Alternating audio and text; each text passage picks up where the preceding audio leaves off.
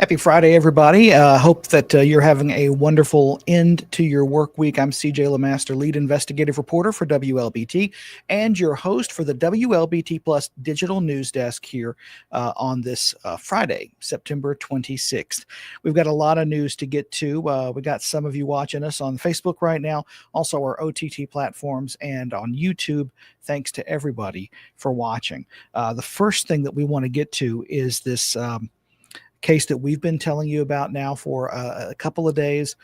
We first told you actually yesterday that a missing Jackson woman has been found dead in Alabama. Today, her 3-year-old daughter is still missing. Now, when 32-year-old Shardee McGill and her 3-year-old daughter Janae left home Sunday and did not return, her husband, Jonathan McGill, filed a missing persons report. Jackson police tell us the mother's body was found in a town in West Alabama after an area-wide search. The little girl has still not been found. You see her picture on your screen. If you have any idea on the whereabouts of 3-year-old Janae, please let authorities know. Reach out to Jackson Police, or you can also call Crime Stoppers. Well, lawmakers are getting a jump start on a controversial topic before the policy-making deadlines of 2026 begin. The House Select Committee on Education Freedom held its second hearing regarding school choice yesterday. Now, in recent days, both the Jackson City Council and Clinton Board of Aldermen have voted to oppose school choice legislation. Now, school choice is a priority for Republicans, House Republicans specifically, and the House Select Committee on Education Freedom is gathering information ahead of the next year's session. Representative Rob Robertson says it's important to get a better handle on why it's such a divisive topic. Supporters say it's about letting parents decide what's best for their children, but opponents argue public taxpayer dollars should never flow into private schools that don't have the same accountability measures. At its core, school choice, education freedom, it is the civil rights issue of our time. Every single parent has the right to direct the upbringing of their child, whether that be education, their health, or their values. What I see happening is students that can leave are going to leave and go to the have schools. Students that still want to leave but don't have the economic means are going to stay stuck in their have-not schools.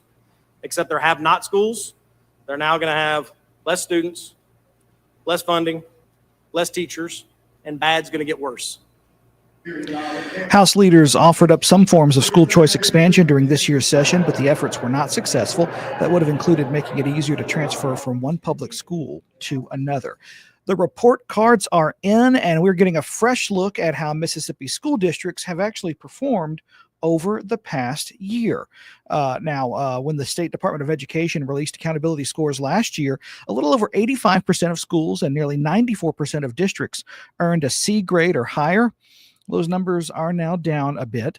The most recent report card shows that just over 80% of schools and over 87% of districts earned at least a C. Well, 4 districts are currently under state control. The Holmes County, Humphreys, Noxubee County school districts, as well as the Yazoo City School District. Again, these are the latest numbers that we got this week. I just think that, the state just got to get in and see what it is that needs to be done in those school districts so that those students can continue to be served. And so we can continue to invest and make sure that those school districts, get back to the level that they need to be. The scores are determined by a number of factors, including student proficiency in English, math, and science. For the past 45 years, the Mississippi Coalition Against Domestic Violence has been helping women and men get out of abusive relationships. Last night, a special event was held to honor those who helped support that effort. You may remember earlier this week, a mother from Yazoo City lost her life to domestic violence, allegedly at the hands of her boyfriend. The coalition says it's just one more example of why they still have more work to do. Now, the theme of let's see, I don't know, just a second here. Let me make sure that, there we go. The theme of last night's event was honoring the past and blazing toward the future. Now, this was held at the Ice House in Jackson. Many of those who attended were wearing purple. That's the official color for domestic violence advocacy and prevention. Organizers say they wanted to celebrate recent progress, including the passage of legislation to establish a domestic violence fatality review board. That board will meet 4 times a year to address homicides and suicides caused by domestic abuse. We recognize that victims can be women and can be men, and children are also involved in it. And so we want to make sure that statewide, everyone understands what domestic violence is, knows how to recognize domestic violence, and then tell somebody that can help. We have not been talking about domestic violence enough, but now everywhere you look, we're talking about domestic violence, which I'm proud of because it's happening to so many people.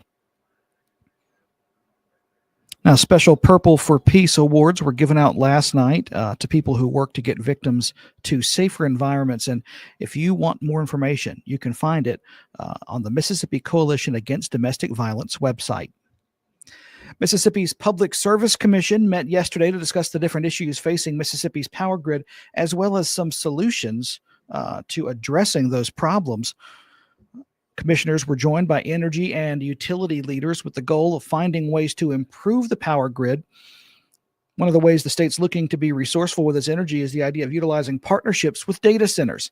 This will help to fund the improvements to its power, to help power the grid. Mississippi also looking to the future of energy production to create more reliable and cost-effective power. Focusing on what works and what's going to deliver the most efficient power to our citizens that we can get. And it was testified this morning that nuclear and natural gas are kind of the Energy Mississippi announced Wednesday that it would be dedicating an additional $300 million to power grid improvements to help reduce the duration and frequency of outages. And of course, that is all the story. Those are all the stories. Excuse me. Let me use proper grammar. Those are all the stories that we have today. We had a quick shout out from Britt saying happy Friday. Enjoying my off day. Well, good to hear it. I'm glad that you got the day off. Got a nice long weekend ahead of you if you're not having to work weekends. So that's really good. We appreciate everybody watching today.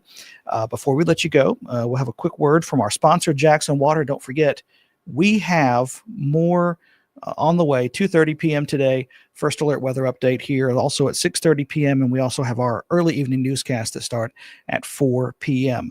Maddie Holt saying, hey, CJ, hey, how are you doing? It's good to hear from you as well. And listen, thanks everybody for watching. Hope you have a wonderful weekend. Again, here's that word from our sponsor. From Jackson Water, is it okay to pour fats, oils, and greases down the drain if I run hot water?